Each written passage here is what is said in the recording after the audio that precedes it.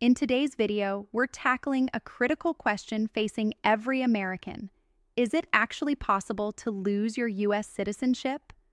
From voluntary renunciation to government-led denaturalization, we'll break down the legal pathways that could strip your status and show you how it could happen faster than you think. Welcome to Legal Lens USA, where we unpack the facts behind borders, citizenship, and the laws that shape lives.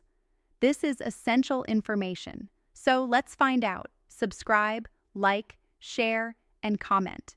It costs you nothing, but it means the world to us. Today's topic is something most people, citizens and immigrants alike, rarely think about, but absolutely should. Many Americans believe that once you become a U.S. citizen, your status is permanent, locked in, untouchable. You've got the passport, the voting rights, and all the legal protections. Game over, right? Wrong. The truth is, citizenship in the United States, whether by birth or naturalization, is powerful but not bulletproof. There are legal mechanisms, active government processes, and real-world cases happening right now that prove your U.S. citizenship can be taken away. In this video, we're going to unpack the complex legal framework, share some jaw-dropping real-life examples, and walk you through the quiet but very real government system responsible for something called denaturalization. So, before you assume your U.S. passport guarantees lifelong protection, stick with us until the end. Let's begin with the basics. Who's a U.S. citizen? There are two main categories.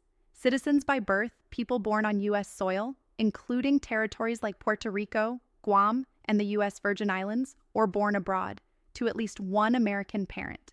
Naturalized citizens, those who weren't born Americans, but went through the immigration and naturalization process to earn citizenship. Both groups enjoy full rights under the Constitution. They can vote, hold a U.S. passport, and receive federal benefits. But here's the critical distinction. When it comes to taking citizenship away, the government views these two groups very differently. Natural-born citizens are almost always protected under the 14th Amendment unless their citizenship was obtained through fraud. Naturalized citizens, their status is the result of a legal process, meaning it can be legally reversed if that process was compromised. Let's begin with the easiest way to lose your citizenship: voluntary renunciation. This is a formal process. You can't just post about it on Twitter or send a letter.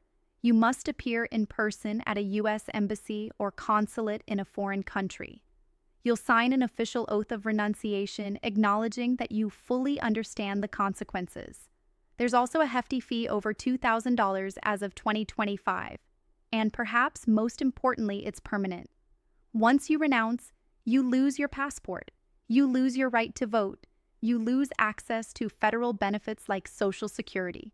And if you want to return to the U.S. in the future, you'll need a visa just like any other foreign national. So who actually does this? Thousands of Americans living overseas choose to renounce their citizenship each year.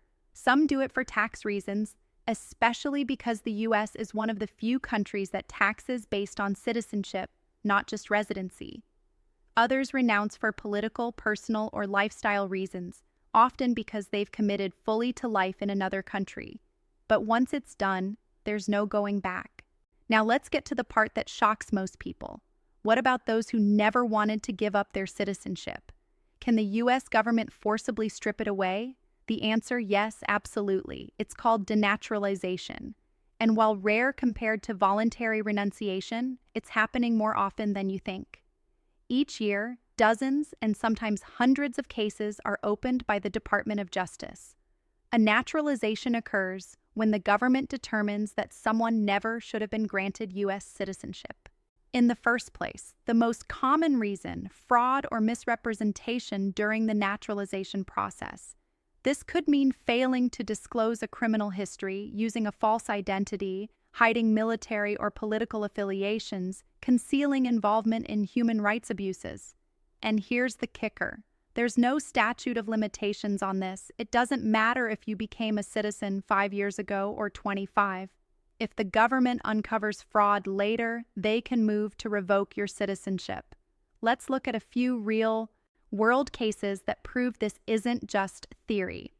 Example 1. A Bosnian man living quietly in the U.S. had his citizenship stripped after it was revealed he participated in war crimes during the Yugoslav Civil War, something he intentionally failed to disclose during his immigration process.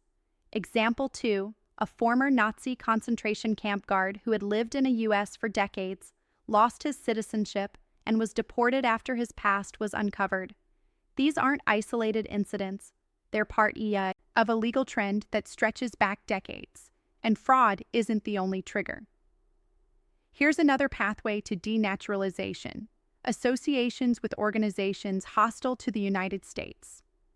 If within 5 years of becoming a citizen, you join a group that advocates for the violent overthrow of the U.S. government, serve in a foreign military that's hostile to the United States, or take a significant position in a foreign government without U.S. approval, these actions can prompt the government to re-examine your naturalization file. Even if you never engaged in violence yourself, your association alone can raise red flags. The legal argument that your original application for citizenship was made under false pretenses. Let's talk about dual citizenship, something millions of Americans have. Is it allowed? Short answer, yes. In many cases, you can hold 2 passports, say one from the US and one from Canada or the UK, without automatically putting your citizenship at risk. But there's a big caveat intent. If you obtain foreign citizenship with the goal of relinquishing your US citizenship or swear exclusive loyalty to another nation, you could be at risk. For example, did you take a high-ranking role in a foreign government? Did you take an oath that explicitly rejects allegiance to the US? Did you engage in political activity that undermines U.S. sovereignty? These aren't just philosophical questions. They're legal criteria that the government can and does use in court. Now let's talk about the most extreme and thankfully rarest scenario: treason or rebellion. If you commit treason against the U.S., engage in armed rebellion, or act as an agent of an enemy government, you could face citizenship revocation on top of criminal charges. These cases are exceedingly rare, but the laws are on the books and have been used. Loss of citizenship in these cases isn't just symbolic. It's a full legal process that follows conviction in federal court with appeals and intense judicial review. Here's something most Americans don't know. The Department of Justice actually maintains an entire denaturalization section within its civil division.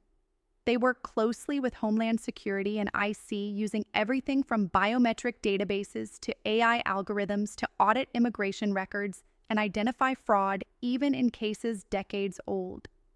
If something suspicious is found, a formal case is filed in federal court. You have the right to a lawyer, you can present evidence, but if the government proves its case, you lose your citizenship, you lose your passport, you lose your right to vote. You become deportable, not a green card holder, but a removable alien. What about people born in the U.S.? In almost all cases, you're protected by the 14th Amendment. Your citizenship is rock solid. However, there is a rare exception: fraudulent birth records. This includes fake hospital documentation, false claims of parentage, birth tourism scams. These are incredibly difficult to prove, but the government has challenged citizenship in very specific fraud rings involving organized immigration scams. So what ties all of this together? Intent, deception, fraud. The U.S. government can't just take away your citizenship on a whim. There must be clear and provable evidence that you gave it up voluntarily or obtained it illegally. The burden of proof is high, but once the government clears that bar, the results are final and irreversible. So here's the bottom line. U.S. citizenship is one of the most powerful legal statuses in the world. It comes with rights, protections, and privileges that millions dream of. But it also comes with responsibilities, and yes, vulnerabilities. If you're a citizen, naturalized or born here, know your rights, but also know the law. Because when it comes to citizenship, what you don't know can cost you everything. This is Legal Lens USA, bringing you global insights and deep dives into the policies that shape our lives. Don't forget to subscribe, hit the like button, and leave a comment below with your thoughts, questions, or experiences with U.S. immigration. Thanks for watching.